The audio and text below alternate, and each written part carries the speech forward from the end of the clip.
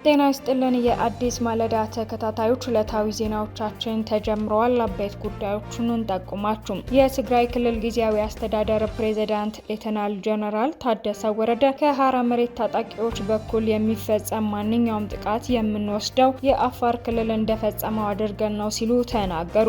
አፍሪካን ሪፖርት ባስነበበው ሀተታ ህወሓት በኤርትራ አዋሳኝ በሆነችው ደቀ መሐሪ ቢሮ ሊከፍት መሆኑን መስማቱን ጠቅሶ ዘግቧል። የቀድሞ የኢትዮጵያ አደጋ ስጋት ስራ አመራር ኮሚሽነር ምትኩ ካሳ በተከሰሱበት ከባድ የሙስና ወንጀል ጥፋተኛ ሆነው በመገኘታቸው የ13 ዓመት ጽኑ እስራት እንደተበየነባቸው ተነገረ። ምርጫ ቦርድ በቁዴፓ አባላት ላይ እስርና የቢሮ መዘጋት መኖሩን ቢናገርም የቁጫ ወረዳ አስተዳዳሪ ግን ሐሰት ነው ሲል ውድቅ አድርጓል። ያስተዋወቅናችሁን ዋና ዋና ጉዳዮች ጨምሮ ሌሎች ዘገባዎችን ይዘናል። አብረን እንቆይ።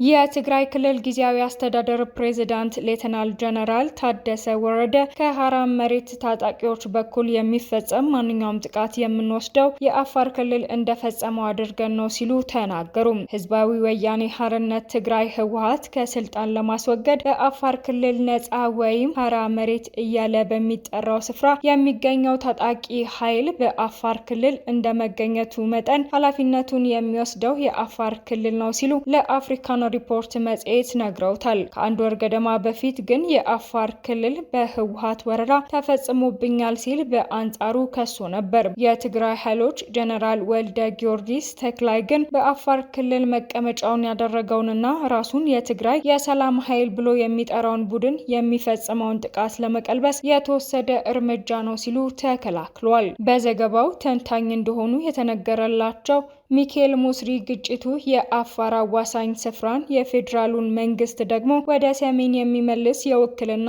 የጦር አውድማ አድርጎታል ሲል ለመጽሔቱ ነግረውታል። በአፋር አቅራቢያ የከሚሴ ነዋሪ ኡመር አደም ህወሓት ከኤርትራ ጋር አዋሳኝ በሆነችው ደቀ መሐሪ ቢሮ ሊከፍት ቢሞክርም የአካባቢው ሰዎች ተቃውመውታል ይላሉ። አክለውም ብዛት ያላቸው የህወሓት ተዋጊዎች ቲፒዲኤፍ የሚባለውን ቡድን እየተቀላቀሉ በመሆናቸው ነባሮቹ ህወሓቶች ቁጥራቸውን እንዳያጡ ፈርተዋል ባይ ናቸው።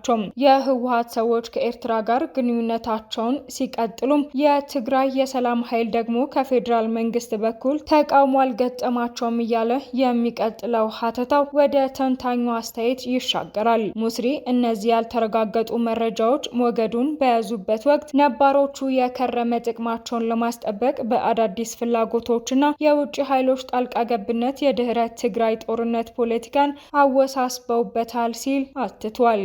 መቀመጫቸውን በዩናይትድ ስቴትስ ዋሽንግተን ያደረጉት የግጭት ጉዳዮች ተንታኝ ነጋልኝ መኳንንት ኢትዮጵያ በወሳኝ መስቀለኛ መንገድ ላይ ትገኛለች ይላሉ። በአማራ ክልል ያለው ቀውስ ቀጥሏል። ትግራይም ወደ ሁከት እያጋደለች ነው። በአፋር ደግሞ ሌላ ግንባር መክፈት ማለት ብሔራዊ ራስን ማጥፋት ነው ሲሉ ገልጸውታል።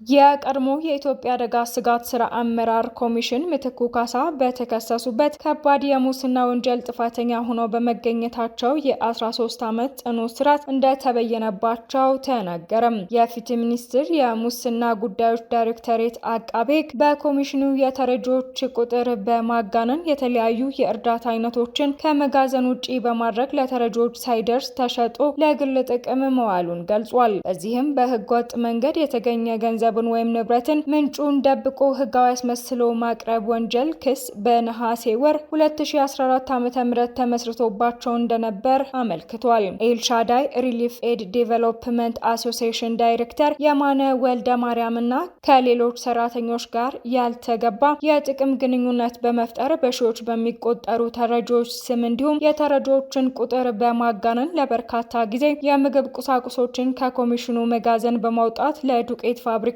ና ለሌሎች ግለሰቦች በመሸጥ ህገወጥ ጥቅም ሲያገኙ ነበር። በአማራ፣ አፋር፣ ኦሮሚያ በቀድሞ ደቡብ ክልል ውስጥ በሚገኙ የግብረሰናይ ድርጅቶች ማለትም የኤልሻዳይ ማዕከላት ለተረጂዎች ሳይደርስ በመሸጥ ለግል ጥቅም ማዋል፣ ብድርና ድጋፍ በሚል ሰበብ በህገወጥ መንገድ ከኮሚሽኑ በ100 ሚሊዮን የሚገመት ለእርዳታ ድርጅቶች በገንዘብ መልክ ተሰጥቷል ተብሏል። ለዚህም በምትኩ ካሳ ቤተሰቦች ስም ከኤልሻዳይ ድርጅት በተለያዩ ጊዜ ክፍያ ተፈጽሟል የተባለ ሲሆን እነርሱም ከ601 ሺህ ኩንታል በላይ ስንዴ፣ ከ41 ሺህ ኩንታል በላይ በቆሎ፣ ከ78 ሺህ ሊትር በላይ ዘይት፣ ከ3999 ኩንታል በላይ ሩዝ ከተራዶ ድርጅትና ከኮሚሽኑ ጋር በመመሳጠር እርዳታውን አዳማ ለሚገኙ የዱቄት ፋብሪካ ተሸጧል። በሌላ ክስ ደግሞ ከ472.8 ሚሊዮን ብር በላይ በድጋፍ መልክ በአንደኛ ተከሳሽ ምትኩ ካሳ ፈቃደኝነት በሁለተኛ ተከሳሽ አማካኝነት ክፍያ እንደተፈጸመና በሶስተኛ ተከሳሽ ወጪ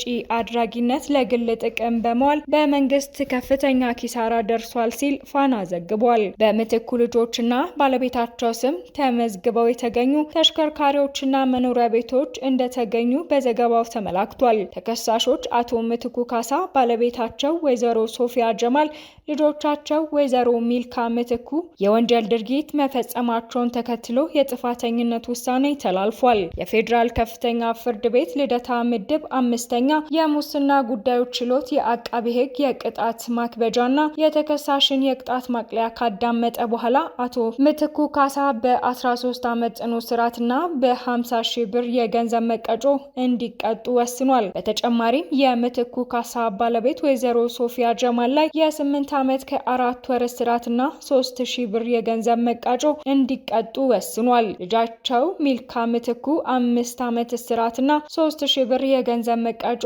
እንዲቀጡም ውሳኔ ማሳለፉን ተመላክቷል።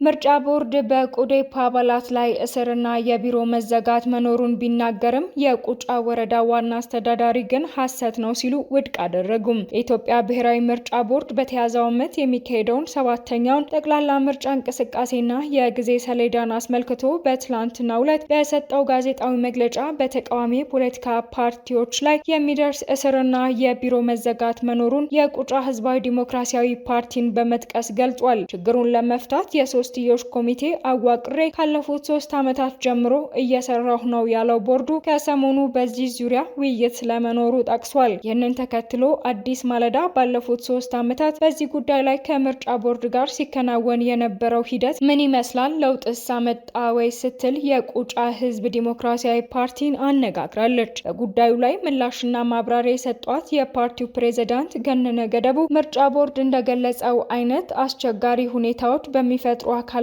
አሊያም ፓርቲዎች ላይ አሳሪ የሆነ መፍትሄ የመስጠት ስልጣን እንዳለው በማንሳት አዎ እውነት ነው፣ ቦርዱ ኮሚቴ አዋቅሮ ወደ ስራ ገብቷል ይላሉ። ገነነ ቦርዱ ኮሚቴ አዋቅሮ ወደ ስራ ከገባባቸው ባለፉት 3 ዓመታት ወዲህ እንኳን በፓርቲው አባላት ላይ በርካታ ጥቃቶች ሲደርሱ እንደነበር ያብራራሉ።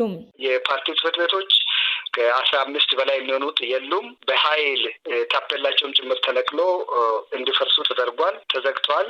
የትኛውም አይነት እንቅስቃሴ የፖለቲካ ፓርቲ እንቅስቃሴ ማድረግና ማካሄድ አይቻልም። አባላት ተደብድበዋል፣ እጅ እግራቸው የተሰበረባቸው፣ አካባቢውን ለቀው የተሰደዱ እስከ ዓለም ገጽ ማለት ነው። ሀብት ንብረታቸውን የተዘረፉ ያለ ሕግ አግባብ ብዙ ተጠቅሶ የማልኩ ነገሮች ኢ ሞራላዊ የሆኑ ባህላዊም ከባህልም አሰራር ወጣ ያሉ ተግባራት ተፈጽመዋል። ቦርዱ በተሰጠው ስልጣን መሰረት እነዚህ በፓርቲው ላይ የተፈጸሙ በደሎች አጣርቶ በህግ አግባብ ውሳኔ መስጠት ነበረበት ያሉት ፕሬዝዳንቱ በዚህ ሁኔታ ኮሚቴ አዋቅሮ ስራ መጀመሩን ያነሳሉ።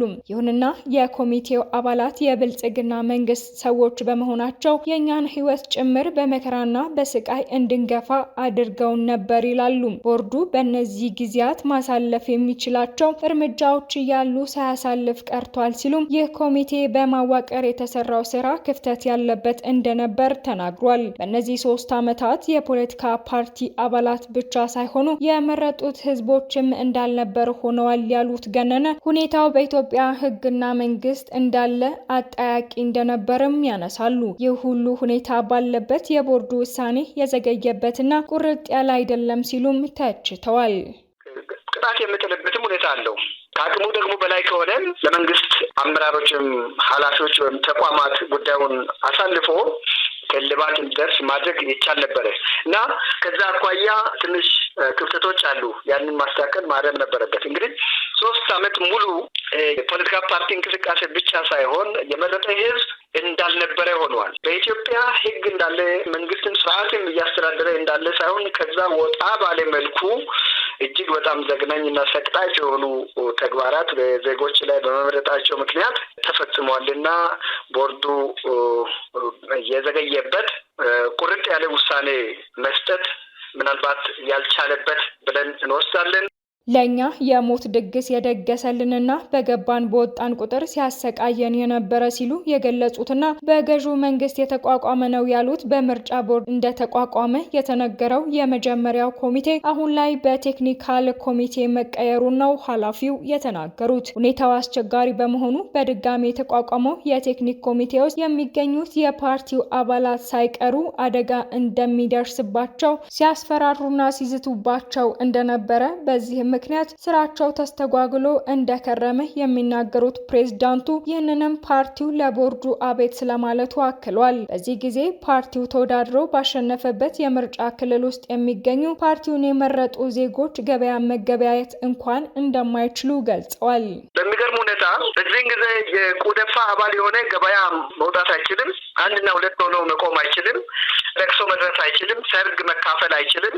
ይህንን ተከትሎ ቦርዱ በአካባቢው ላሉ የክልል የወረዳና የዞን አስተዳዳሪዎች የመንግስትና የፓርቲ አመራሮች ድጋፍና ትብብር እንዲያደርጉና አንዳች ችግር እንዳይፈጥሩ የሚል ደብዳቤ መላኩን አልሸሸጉም። በአሁኑ ወቅት በአካባቢው ያለውን ሁኔታ በአዲስ መልክ ከፓርቲውና ከገዢው መንግስት በቦርዱ ሰብሳቢነት የተቋቋመው የቴክኒካል ኮሚቴ እየገመገመ ነው ያሉት ገነነ ይህም ቀድሞ የነበረውን ኮሚቴ ያሰባሰበውን ግኝት በማከል የማጠቃለያና የመጨረሻ ውሳኔ የሚሰጥበት እንደሚሆን ያላቸውን እምነት ተናግሯል። ይህ ካልሆነ ግን ፓርቲው የራሱን የመፍትሄ እርምጃ ይወስዳል ብሏል። ይህ የፓርቲው ተደጋጋሚ አቤቱታም በትላንትናው ዕለት በኢትዮጵያ ብሔራዊ ምርጫ ቦርድ ማረጋገጫ ያገኘ ሲሆን ቦርዱ በፓርቲው አባላት ላይ የሚደርስ እስርና የጽህፈት ቤት መዘጋት በተጨባጭ እንዳለም ምስክርነቱን ሰጥቷል። አዲስ ማለዳ ፓርቲው በተደጋጋሚ በአባላቶቼ ላይ ጥቃት ይፈጸምባቸዋል የሚላቸውን በደቡብ ኢትዮጵያ ክልል በጋሞ ዞን የቁጫ ወረዳ ዋና አስተዳዳሪ ዳንኤል ደሳለኝን አነጋግራለች። ከመንግስት አካላት ጫናና ችግር ይደርስብናል የሚለውን ክስ በተመለከተ ምላሽ ሲሰጡ መንግስት ህግን የሚያስከብርና የትኛውንም አይነት ችግር እንዳይደርስ የሚያደርግ እንጂ ችግር የሚፈጥር አይደለም ሲሉ ትችቱን ከእውነታ የራቀ ነው ይላሉ።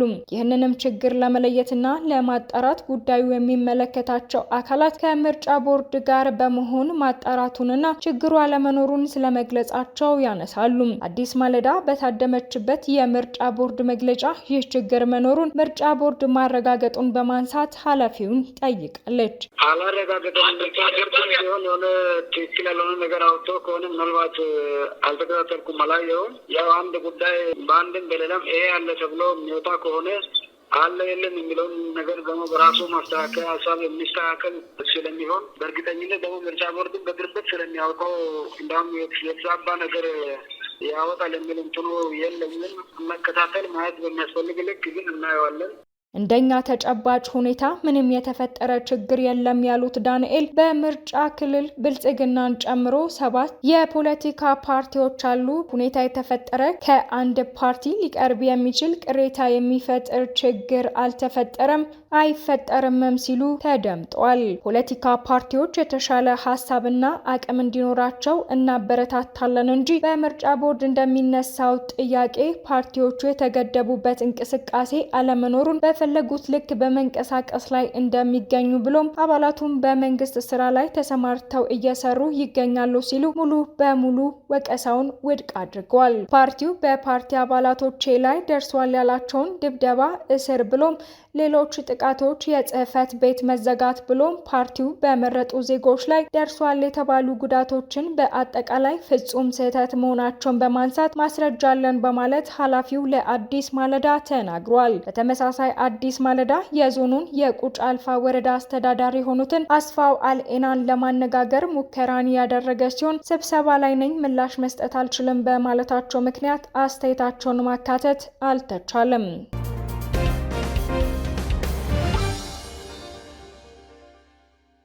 ዕለታዊ ዜናዎቻችን ተጠናቀዋል። አዲስ ማለዳን ሰብስክራይብ፣ ላይክ እና ሼር ማድረግን አይዘንጉ። ጤና ይስጥልኝ።